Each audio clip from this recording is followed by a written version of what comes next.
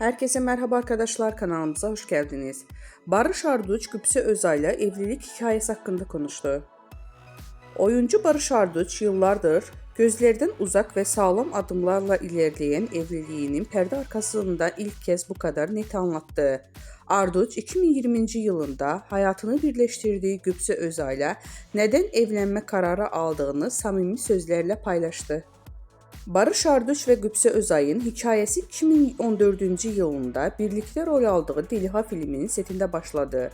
7 yıl süren bir ilişkinin ardından çift pandemi döneminde evlenme kararı aldı. 2022 yılında ise kızları Jan Asya'nın kucaklarına alarak ailelerini büyüttüler.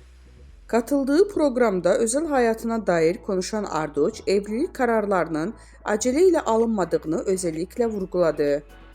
Biz evlilik kararına romantik değil, gerçekçi bakıyoruz söyledi. Hayatı paylaşımının çocuk sahibi olmanın ciddi bir sorumluluk olduğunu belirten Arduç, bunu bir kişiyle ve doğru kişiyle yapmak istediğini sözleriyle ve bakış açısıyla özetledi.